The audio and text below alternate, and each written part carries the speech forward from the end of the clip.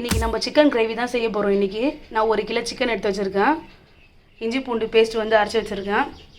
பெரிய வெங்காயமாக எடுத்து கட் பண்ணி வச்சுருக்கேன். 2 பச்சை மிளகாய் கட் பண்ணி வச்சுருக்கேன். அதே மாதிரி 3 தக்காளி கட் பண்ணி வச்சுருக்கேன். வெங்காயம் தக்காளி வந்து ஈக்குவலாக இருக்கணும், அதனால் ஈக்குவலாக கட் பண்ணி வச்சுருக்கேன். தேங்காய் பால் அரைச்சி வச்சுருக்கேன். அதில் வந்து ஒரு அரை மூடி தேங்காய் அரைச்சேன். அதில் வந்து ஒரு 15 முந்திரி பருப்பு போட்டு சேர்த்து அரைச்சிருக்கேன். நான் அரைச்சி ஃபில்ட்ரு பண்ணி வச்சுருக்கேன். இப்போ வந்து நம்ம சிக்கன் கிரேவி வந்து எப்படி செய்கிறதுன்னு பார்க்கலாம். இப்போ வந்து இதுக்கான ஸ்பைசஸ் வந்து நான் எடுத்திருக்கேன். 2 இலை, ஒரு பட்டை, 4 கிராம்பு, 2 ஏலக்காய், இது மட்டும் தான் நம்ம போட போகிறோம். இப்போ எப்படி செய்கிறதுன்னு நம்ம பார்க்கலாம். நான் இப்போ வந்து ஒரு சின்ன குக்கரில் தான் நான் செய்ய போகிறேன். இப்போ குக்கர் சூடானோடனே தேவையான அளவுக்கு எண்ணெய் சேர்த்துக்கலாம். எண்ணெய் சூடானதும் நம்ம வச்சுருக்க ஸ்பைசஸ் எல்லாத்தையும் இதில் போட்டுடலாம்.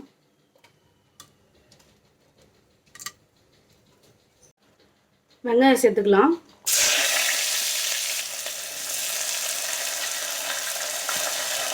அது கூட கட் பண்ணி வச்சுருக்க பச்சை மிளகாயும் சேர்த்துக்கலாம். நல்லா மிக்ஸ் பண்ணி விட்டுருங்க. இப்போ வந்து வெங்காயம் வந்து வதங்கிடுச்சு. நான் இப்போ வந்து இஞ்சி பூண்டு பேஸ்ட் வந்து சேர்த்துருக்கேன். நான் இஞ்சி பூண்டு அரைக்கும் போதே வந்து 1 ஸ்பூன் சோம்பு சேர்த்து அரைச்சிருக்கேன். அதை மிக்ஸ் பண்ணிக்கலாம்.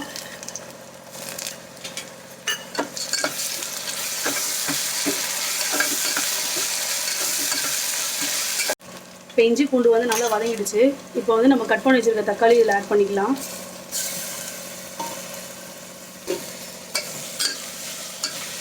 இப்போ வந்து வெங்காய தக்காளி வந்து நல்லா வதங்குற அளவுக்கு நம்ம லைட்டாக உப்பு சேர்த்துக்கலாம்.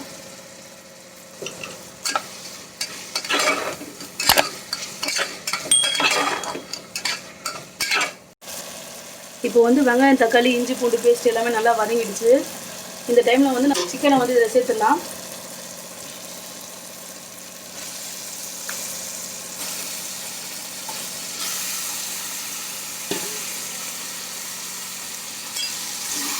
நல்லா மிக்ஸ் பண்ணி விட்டுடலாம். சிக்கன் சேர்த்து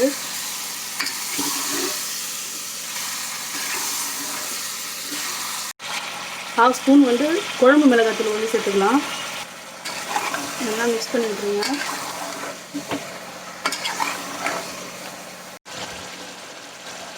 இப்போ வந்து நான் சிக்கன் மசாலா வந்து ஒரு 1½ ஸ்பூன் சேர்த்துக்கிறேன்.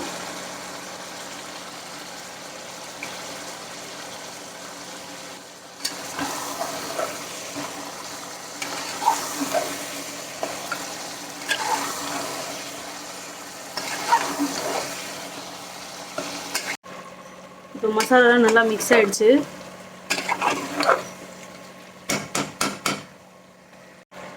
இப்போ வந்து நமக்கு தேங்காய் பால் வந்து சேர்த்துக்கலாம்.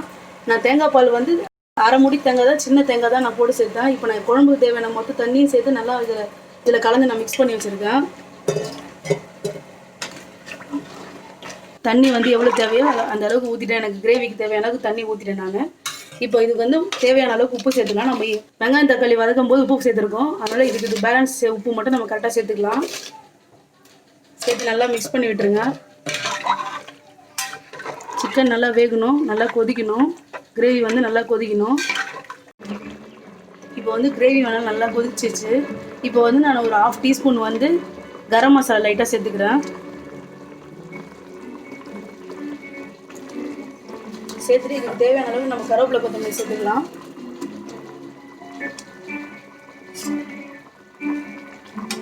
நல்லா மிக்ஸ் பண்ணிவிட்டு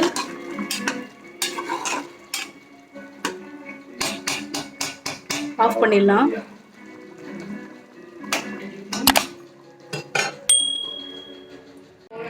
சூப்பரான சிக்கன் கிரேவி வந்து ரெடி ஆகிடுச்சு. நீங்களும் ட்ரை பண்ணி பாருங்கள்.